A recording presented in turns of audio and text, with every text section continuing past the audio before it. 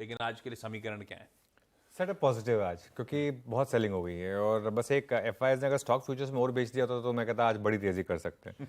लेकिन डीआईएस ने बेचा करीब करीब 684 करोड़ और एफआईएस ने भी बेचा कैश मार्केट में करीब करीब 345 करोड़, तो दोनों ने बेचा फ्राइडे को।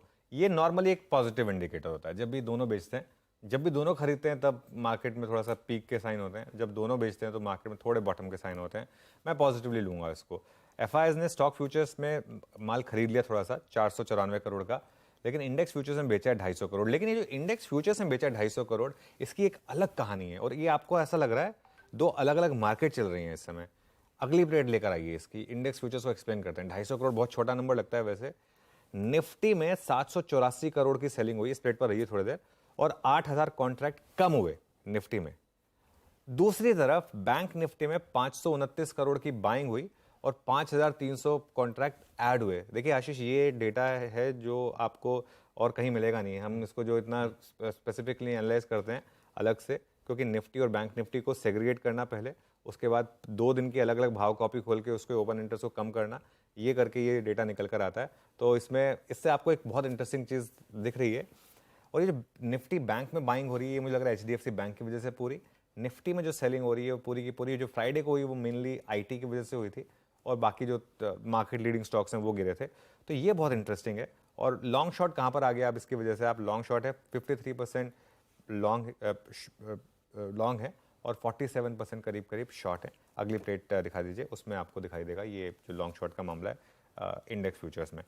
अब आ जाइए आप इंडेक्स ऑप्शंस के नंबर्स पर कि कितने कॉल्स और पुट्स जो हैं वो खरीदे गए और बेचे गए। Calls 2.27 lakh, put 2.27 lakh.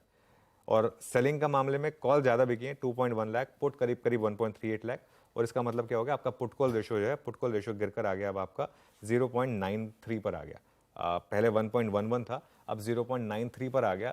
थोड़ा सा अब हम न्यूट्रल जोन से निकलकर ओवरसोल्ड जोन में आ गए हैं पुट कॉल रेशो के हिसाब से। ये एक आपके लिए पॉजिटिव आंकड़ा है। तो एफआईएस की सेलिंग, डीआईएस की सेलिंग, प्लस ये पुट कॉल रेशो का आंकड़ा, और जो थोड़ी सी निफ्टी में अनवाइंडिंग हुई है, प्लस हम 20 डे एक्सपोनेंशियल मूविंग एवरेज पर है, ये सब मिला के मुझे लग रहा है कि सेटअप पॉजिटिव है। बैन का मामला, एचएएल एक ही दिन में वापस बैन में आ गया और बीएचईएल बैन से बाहर आ गया, और RBL bank, Hindustan copper, L&T finance और पीएनबी, ये 4 ऑलरेडी बने हुए, तो टोटल 5 है। वो भी नंबर ओवरऑल थोड़ा कम ही हो रहा है। पिछले जो 9-10 का मामला था वो 5 पर आ गया। ये मिड कैप करेक्शन का मामला होता है, इसकी वजह से आज मैं सेटअप को पॉजिटिव लेकर चल रहा हूँ। आज मेरी जो ट्रेड होगी वो थोड़ी सी अगेन, बिकॉज मॉनसून है, हम 20 डे एक्सपोनेंशियल मूविंग एवरेज पर हैं, 2 दिन करेक्शन हो चुका है। आज मैं थोड़ा बायस ज़्यादा हूँ लॉन्ग साइड पर बजाय कि शॉर्ट साइड पर। सेटअप पॉजिटिव, बायसनेस तेजी की तरफ ज्यादा है। अच्छा, फ्राइडे को कुछ भी हुआ मुनाफा वसूली, लेकिन लेवल जो मेंशन थे उनको बाजार ने ड्यूली रिस्पेक्ट करा। निफ्टी का बड़ा सपोर्ट जोन था 650-700 के आसपास। मोटा मोटी उन लेवल्स को दरअसल रिस्पेक्ट करती हुई स्क्रीन नजर आई। उसी लेवल, उसी जोन्स पे हम अभी भी हैं और आज शायद खुलेंगे भी उन्हीं जोन्स पे, ये एसजेएक्स निफ्टी कह भी रहा है। अब उन प्रिकेरियस लेवल्स कह लीजिए या इंपॉर्टेंट सपोर्ट जोन पे हम खुलने वाले हैं। अब रणनीति क्या होगी? देखिए, एक चीज़ बहुत इंटरेस्टिंग हुई। फ्राइडे का जो लो था, जो आपकी स्क्रीन पर दिख भी रहा है आपको, 18,647। और कई बार कहते हैं ना लेवल्स आर गॉड, वो 20 डे एक्सपोनेंशियल मूविंग एवरेज कहाँ पर है आपका? 18,647। मतलब इससे ज़्यादा प्रिसाइज नहीं हो सकता। एग्जैक्ट 18,647 पर हम बंद हुए और एग्जैक्ट 18,647 निफ्टी का 20 डे एक्सपोनेंशियल मूविंग एवरेज है। आपका फर्स्ट सपोर्ट जोन है 18,600 से 18,650 और बड़ा सपोर्ट जोन है 18,500 से 18,550। आज मेरी जो ट्रेड होगी, फर्स्ट साइन ऑफ स्टेबिलिटी पर बाय करें, और स्टेबिलिटी का वेट करें मिड कैप्स में, निफ्टी में नहीं। निफ्टी में तो ठीक है, निफ्टी कोई बहुत ज़्यादा नहीं कर रहा है।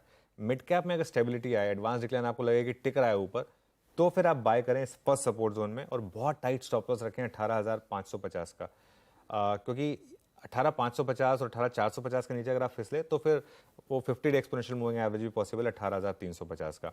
लेकिन हम वहाँ भी नहीं जा रहे हैं, अभी हम currently 20 day exponential moving average पर ही फोकस करेंगे।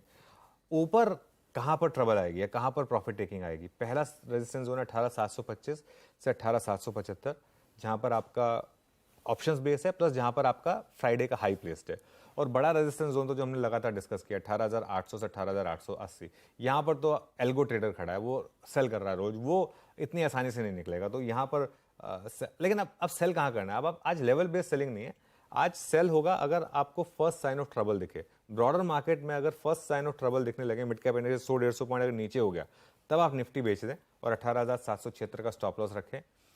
HDFC ट्विंस बेचारे अकेले क्या कर लेंगे, मतलब वो अकेले लड़ रहे हैं, प्रॉब्लम ये है मार्केट के लिए इस समय, बाकी स्टॉक्स में भी स्टेबिलिटी नहीं है।